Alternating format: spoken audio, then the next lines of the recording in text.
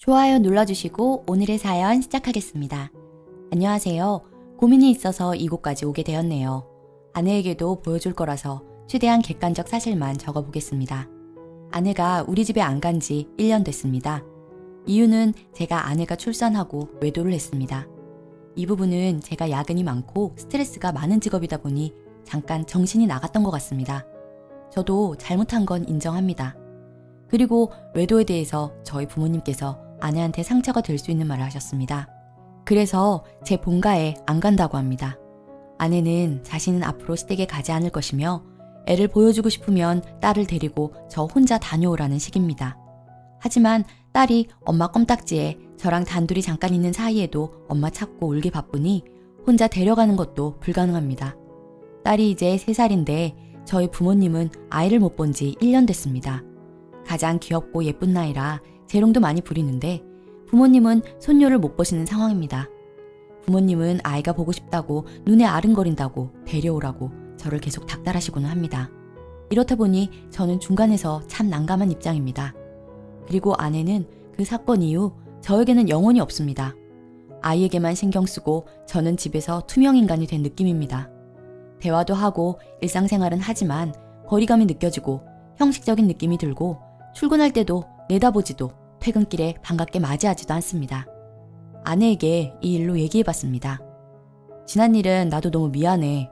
내 잘못을 너무 잘 알기 때문에 나름 계속 잘하려고 노력했는데 달라지는 건 없고 둘 사이만 악화되는 것 같아서 괴롭다. 이제는 나도 너무 힘들어 죽겠어. 더는 어떻게 해야 하는지 좀 얘기해주라. 이 가정을 끌고 나가고 싶은데 너무 어려워. 라고 했더니 아내가 하는 말이 더 이상 아무 말도 하지 말랍니다. 그리고 제가 외도 이후에도 한 가지 실수를 하긴 했습니다.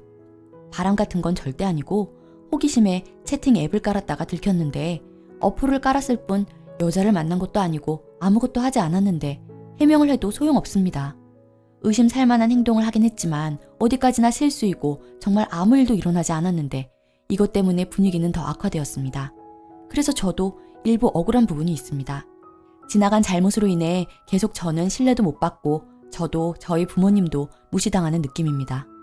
저희 부모님도 안타깝고 아내와 부모님 사이에서 저도 힘들고 집에서도 제 자리가 없는 느낌입니다. 제가 힘들어하는 걸 아내는 이해 못합니다. 어떻게 하면 부부 사이가 회복되고 고부 사이가 회복될 수 있을까요? 의견 부탁합니다.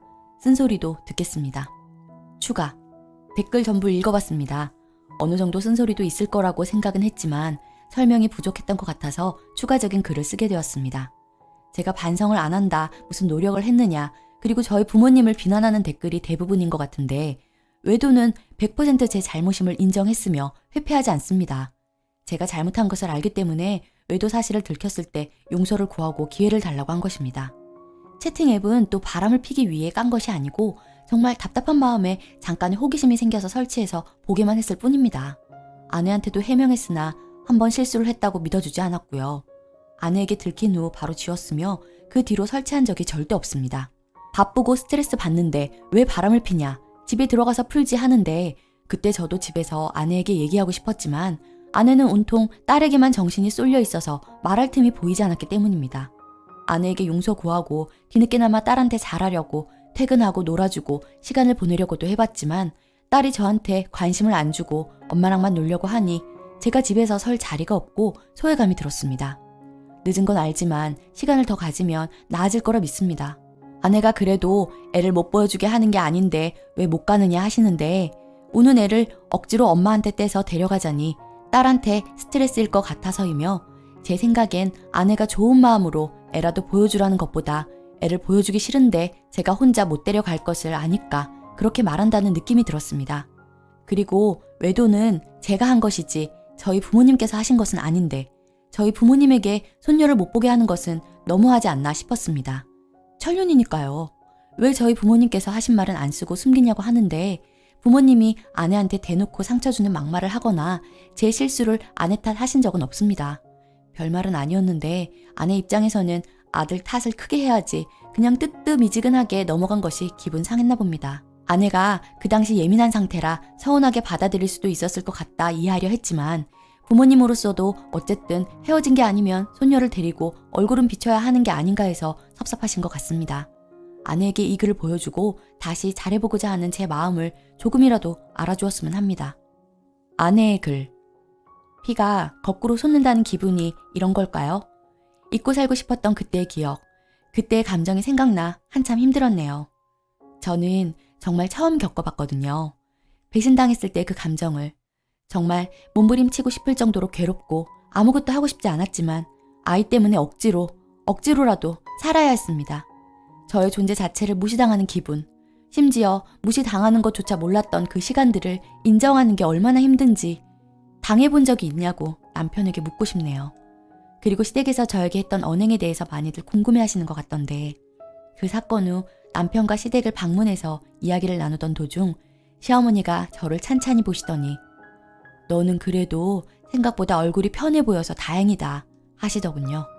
저 그때 살이 7kg나 빠지고 정말 피폐한 모습이었는데 남편 역시 살이 빠져 있었다고 시어머니 눈에는 그것만 보인 듯 하더라고요. 그렇다고 본인 아들이 잘못한 상황에서 저한테 저런 언행은 정말 아니지 않나요? 그리고 이런 말씀도 하셨네요. 손녀는 어찌됐든 우리 집안 핏줄이다. 자식과 가정을 생각해야 된다. 일방적인 것은 없으니 부부들 다 서로 노력을 해야 된다. 우리 아들이 잘못한 것도 알고 훈계했으니 자꾸 들추지 말고 서로 보듬어라. 그래야 관계가 다시 좋아진다. 저에게 미안해하시고 아들의 잘못에 대한 용서를 구하는 게 아니라 용서를 강요당하는 느낌이었습니다. 더 마음의 문이 닫히는 계기가 되었고요. 더구나 남편 말이 가관이었죠. 부모님 눈에는 어쨌든 내가 잘못한 것은 맞지만 자식이기에 안쓰러움이 크셔서 그런 거지. 죄지어 주눅이 든 입장인 나와 당신이 비교가 돼서 속상한 것도 있으셨던 것 같아. 네가 이해 좀 해주라. 용서와 이해를 강요하는 그들은 말로써 제 가슴에 비수를 꽂았습니다. 그동안은 어린 아이 때문에 용기가 부족해서 아이의 아빠가 용서를 구하는데 한 번의 기회는 줘야 하나 하는 생각 때문에 이혼을 결정하지 못했습니다만 이번에 확실히 알았습니다. 이혼하지 않으면 전 평생 행복해질 수 없다는 것을요. 평생을 배신당한 트라우마에서 벗어나지 못할 것 같아요. 많은 분들의 댓글이 적어도 저한테 이혼할 수 있는 용기를 심어준 것 같아 남편이 이 글 쓰기를 잘했다는 생각이 드네요. 이제는 정말 이혼할 수 있을 것 같습니다. 앞으로 저의 인생을 잘 헤쳐나가 보겠습니다. 감사합니다. 댓글, 무시당해도 싸고 시댁 가자고 말조차 꺼내기가 굉장히 어려워야 정상입니다. 아내분 가슴에 큰 한으로 맺혀 있을 거고 아내가 그걸 삭히려면 님이 생각한 시간에 곱절은 들 건데 당장 님이 불편하니 그만 화해하자가 될 것 같습니까? 아내분 님 얼굴만 봐도 부하가 치밀 것이나 아이 하나 바라보며 버티고 있는 중일 겁니다.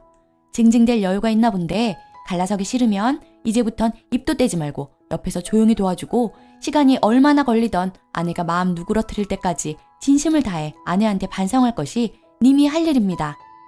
두 번째 사연. 대놓고 조건 따지는 예비장인 때문에 자존심 상하네요. 안녕하세요. 저는 올해 38살, 요양병원 원무과장, 현재 공무원이고 여자친구는 34살, 대학병원 간호사입니다. 현재 4년 넘게 만나고 있고 결혼까지도 생각하고 있지만 장인 문제로 고민되어 조언 부탁드립니다. 여자친구와 결혼 이야기 나와서 예비 장인을 보기로 했습니다. 처음 만나는 자리라서 식사하는 자리로 준비하려고 했지만 예비 장인이 카페에서 보자고 해서 카페에서 봤습니다. 여자친구와 함께 봤고 저는 정장 차림에 홍상까지 준비해서 예의 갖춰서 이야기했습니다. 가벼운 이야기 하던 도중에 예비 장인이 물었습니다. 지금 근무하는 병원 환자가 몇 명인가? 한 명당 나라에서 얼마나 나오는가? 그 허름한 건물이 병원 건물인가? 과는 좋은 과 나왔는데 어째 경찰이 안 되고 병원에서 근무하는가? 이번에 연말정산에서 소득 신고했을 텐데 얼마 신고했는가? 연봉까지는 신경 쓰지 않아 정확히는 모르겠습니다. 아마 4천은 충분히 넘을 겁니다. 저는 현재 한 병원에서 10년 동안 근무 중이고 곧 부장으로 승진 예정입니다. 급여는 꾸준히 오를 겁니다. 우리 딸은 연봉 6천인데 4천이라니 깜짝 놀랐네. 나는 예물이고 예단이고 다 바라지 않네. 그냥 아파트 한 채만 해오면 결혼 생각해보겠네. 정상적으로 사회생활한 부모라면 그 정도는 해줄 수 있겠지. 그리고 그날 마무리됐습니다. 이렇게 말하고 예비 장인은 홍삼을 들고 갔습니다. 여자친구는 직접적으로는 미안하다고는 하지 않았지만 어쩔 줄 몰랐습니다. 자려고 누웠는데 정말 열받아서 잘 수가 없었습니다. 인생 살면서 그렇게 모욕적이고 치욕적인 기분은 처음이었습니다. 더구나 부모님을 건드린 건 정말 참을 수가 없었습니다. 그래서 예비장인과 다시 보기로 했습니다. 위의 날이 토요일이라서 월요일에 다시 보기로 했습니다. 딸 생각해서 그렇게 말씀하신 것 같은데 솔직히 저는 기분 많이 나빴습니다. 다른 건 놔두고라도 정상적으로 사회생활한 부모라면 아파트 한 채 해줄 수 있다는 말은 아닌 것 같습니다. 그랬다면 미안하네. 그런데 말이야, 큰 돈을 버는 것보다 적은 돈이라도 안정적으로 꾸준히 버는 게 중요하네. 나도 많이 벌 때는 몇 억씩 벌긴 했지만 못 벌 때는 또 못 버니까 애엄마가 먹고 싶은 게 있어도 사줄 수가 없었네. 그게 너무 마음이 아팠다네. 그나저나 자네 아파트 있다고 하던데 그 아파트는 대출 얼마나 받았는가? 1억 정도 대출 받았습니다. 겁도 없이 1억이나 대출 받았네. 그 아파트 물건이 안 나와 있던데 임대인가? 5년 임대 후 분양입니다. 분양받을 예정이고요. 계약서에 임대 후 확정 분양이라고 명시되어 있는가? 네. 그래, 그럼 대출금은 얼마나 갚았는가? 저와 이야기할게. 이런 조건적인 이야기밖에 없습니까? 이 이야기 전에도 제가 삼형제 중에 막내인데 형들 육아는 어떻게 하느냐, 다들 친정에 맡기느냐, 예단비는 얼마나 했느냐 등등 조건만 이야기했습니다. 그럼 조건 이야기하지 어떤 이야기 하는가? 얼마나 사랑하는지, 고생시키지 않고 행복하게 해줄 수 있느냐든지 그런 건 안 묻습니까? 둘이 이미 사랑하니까 여기까지 온 거 아닌가? 난 당연히 조건을 봐야겠네. 자네가 공무원이었다면 내 조건은 달랐을 거네. 돌아가서 형수들은 말고 아버지랑 형들이랑 아파트 한 채 해줄 수 있는지 잘 의논해보고 일주일 내로 답변해주게. 그럼 저 있는 아파트 분양받으면 되니까 분양받을 테니 2억 6천 준비하십시오. 근처 시세가 그 정도 되니 준비하시면 됩니다. 등기부 등본에 자네 이름이 명시되어 있어야 할 거네. 네, 알았습니다. 대신 아버님도 땡땡이가 통장에 2억 6천 찍혀 있어야 할 겁니다. 자네 지금 뭐 하자는 건가? 하도 조건 하시길래 저도 조건 달았습니다. 이후 한동안 본인 힘들었던 이야기 하시더군요. 아까 화냈던 건 죄송합니다. 저희도 재벌집 아들 딸도 아니고 그냥 평범한 서민인데 있으면 있는 대로 없으면 없는 대로 맞춰가면 되지 않겠습니까? 서로 100% 만족할 수는 없겠지만 조금씩 양보하고 맞춰가시죠. 그때 갑자기 예비 장모한테 전화가 왔습니다. 응, 갈게. 그럼 난 가야 하니까 아까 말한 거 그거 아버지랑 형님들이랑 잘 의논해보게. 나 가네. 이렇게 만난 것도 인연인데 악수나 하시죠. 그러고 끝났습니다. 저는 당연히 부모님께는 이야기하지 않았고 형들과만 이야기했습니다. 형들은 일반적이지 않으니 정리하라고 했습니다. 그래도 여자친구는 착하고 저랑도 잘 맞아서 3년 동안 만나고 있고 3년 동안 저는 공무원 시험에 합격해서 공무원이 되었고 집 분양받았습니다. 여자친구는 연봉 6천에서 인사이동 때문에 5,400으로 조정된 상태입니다. 저도 어른한테 화내고 그런 건 잘못된 거지만 처음 만나자마자 연봉 물어보고 아파트 요구하는 예비장인이 정상적인가요? 두 번째 만났는데도 똑같은 이야기하는 이유는 뭘까요? 곧 장모님과 만나서 이야기할 예정인데 답답합니다. 여자친구는 중간에서 이러지도 저러지도 못하는 상황입니다. 포기. 많은 분들이 조언해 주셨는데 안타깝게도 이 결혼은 없던 것이 되었습니다. 중간에서 난감해한다던 여친은 적어도 여친 아버님이 이런 부분에 예민하시고 조건을 많이 따지실 거라는 것은 알고 있었던 듯 하더군요. 같이 사는데 그 정도 의견 교환이 없었다고 생각한 제가 바보였던 것 같습니다. 시작부터 인정받지 못하고 조건만 따지시는, 그래서 저에게 큰 불만으로 시작된 결혼은 결코 행복할 수 없을 것 같더라고요. 이로 인해서 여친하고 많이 싸우기도 했고요. 돈 버는 것이 한 가정의 생존 문제라지만 저는 돈보다 더 중요한 건 사랑이라고 생각하는 사람이거든요. 그분은 그러지 못했고 결국 여친도 그걸 커버할 수 없었기에 저희의 인연은 여기까지였던 것 같습니다. 헤어지고 나니 차라리 속 시원하네요. 모두 감사했습니다. 댓글. 장인어른이 뭘 물어봐야 하나요? 연봉 당연히 물어보죠. 그 과정 불쾌하고 싫으면 결혼 못해요. 누구랑도요. 연봉은 돈이 아니라 연봉 이꼴 생존이에요. 돈 버는 건 결혼하면 한 가정의 생존의 문제입니다. 이게 가벼운 문제인가요?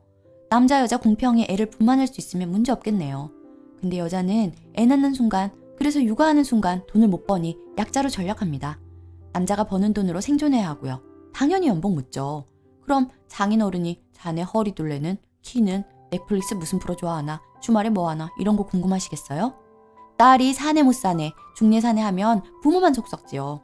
그리고 기본적으로 남자가 어느 정도 벌면 부부싸움이 80%는 줄어들 겁니다. 이 불경기에 돈 때문에 많이 싸우죠. 댓글 2. 죄다 돈. 사랑이 아닌 조건거리들을 따지고 있네. 무슨 매매혼도 아니고 뭐 하자는 거지? 다 큰 성인들 각자 자기 밥벌이 정도만 하면 되는 거지. 거기서 이인목 가능하면 애 낳는 것도 가능한 거고. 그건 어차피 당사자 둘이서 정할 문제고. 진짜 환멸감 느껴진다. 오늘의 사연은 여기까지입니다.